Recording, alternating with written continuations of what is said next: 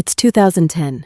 Personal home renting was still in its infancy, but to me, it was a great idea. I could have a cheap vacation and get away from it all to concentrate on a book I was writing. I was in my early 20s and between jobs, so it was the perfect time. There was little to no vetting for rental properties, but everything seemed okay. The property I was interested in was listed on a very popular directory website, and the homeowner seemed friendly and open. We chatted on the phone a few times over a couple of weeks. He had images of his property, and it looked amazing. For the sake of any legal issues, I'll call the company Open Guest. Open Guest allowed people to advertise their homes for rental. It was a good way for homeowners to make money and for travelers to visit places they otherwise wouldn't be able to afford. One of the things that drew me to the listing was the free Wi-Fi. It sounds ridiculous now, but at the time, it was almost unheard of in privately rented homes. Most places had dial-up or nothing at all. But this house promised unlimited wireless internet. For someone in their early 20s trying to write a book, that felt like winning the lottery. I was slightly apprehensive as I drove to the house. It was in the country, with very few other buildings around. However, the host met me at the door and put me at my ease immediately. He was a little older than middle-aged, and so friendly. He showed me around the house. It was beautiful. There was an ensuite bedroom, 2 reception rooms, and an amazing study. He said I was free to use the study to write and could use the Wi-Fi as much as I needed to. The ensuite was the master bedroom, but he said I could sleep there if I wanted, as he would obviously be away the entire time I was here. We shook hands and he drove off. It was then I was able to have a good look around. I was still stunned by the beautiful house and surroundings and couldn't believe I'd got it so cheap. I was here for a long weekend, so decided to make the most of it. I unpacked in the bedroom, set up my laptop in the study, and then raided the fridge to see what I could have for dinner. It was well stocked, so I settled on pasta and garlic bread. Afterwards, I cleaned up the kitchen and decided to have an early night. One thing I hadn't noticed before was that the bedroom had a smoke detector above the door. It seemed a strange place to have one, but I didn't think much of it. The bathroom had a plug-in air freshener, which amused me somewhat. It was quite bulky and I didn't recognize the brand, but again, I thought nothing of it. It didn't seem to be doing much good as there was no scent coming from it at all.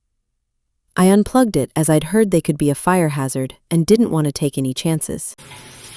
I had a quick shower and decided to go to bed early. I still felt vaguely uneasy that the owner had a key and could get in at any time, so I put the chain on both doors and checked all windows before settling down. The blinking light of the smoke alarm was mildly distracting, but I fell asleep fairly quickly. I slept really well. I got up and dressed and went to the kitchen for breakfast. I was American, but had always preferred tea to coffee on a morning, and was pleased to find a good selection of both. I had tea and toast and then went into the study to work on my book.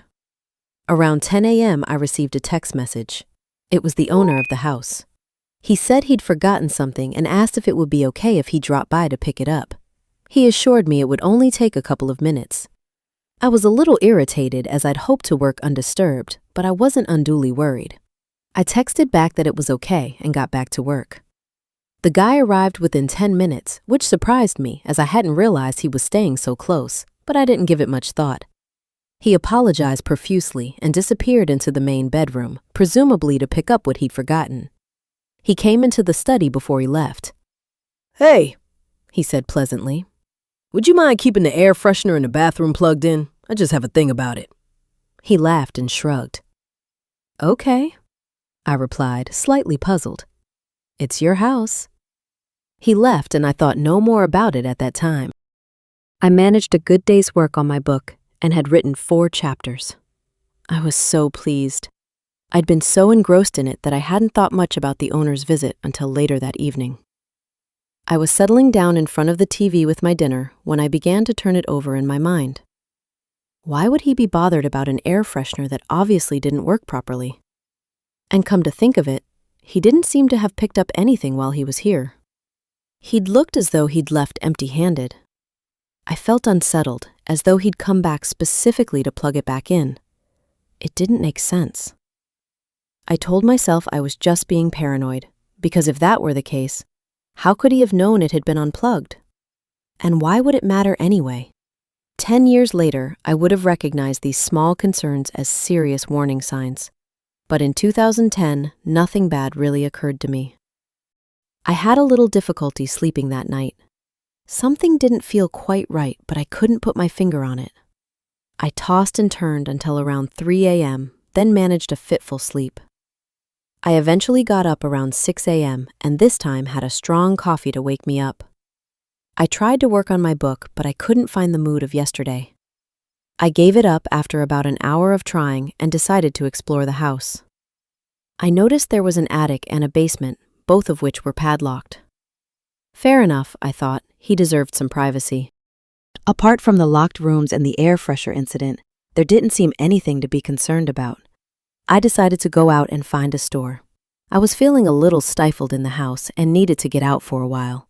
I texted the owner and asked him where the nearest grocery store was. He texted back immediately to inform me that there was a Sunday farmers market about 5 miles away. That sounded ideal, and I got ready and set off. This was the highlight of my stay. The market was bustling and friendly and dissipated all of my concerns as paranoia from being alone in a strange house. I made a few small purchases and after an hour or so made my way back. As soon as I entered the house, something felt off. There was a subtle scent of cologne in the hallway, and the door to the study was open.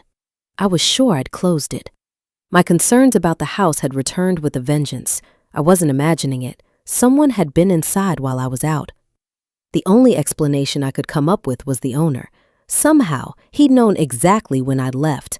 I had no idea why he had returned, but I felt I couldn't stay here any longer. It was too unsettling. I called my mom and she told me to leave immediately. I went into the bedroom and started to pack. Within minutes, I received a text from the owner.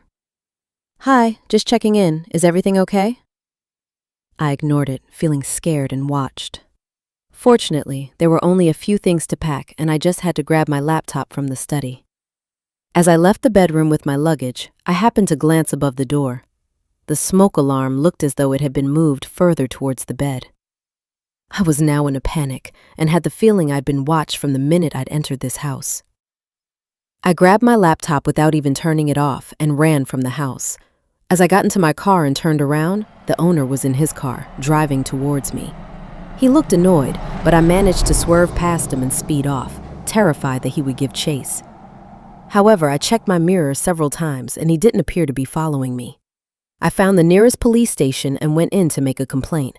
They took all of my details, but I never heard anything else about it, despite trying to follow up. I heard nothing at all back from the owner, and I blocked his number and deleted it from my phone.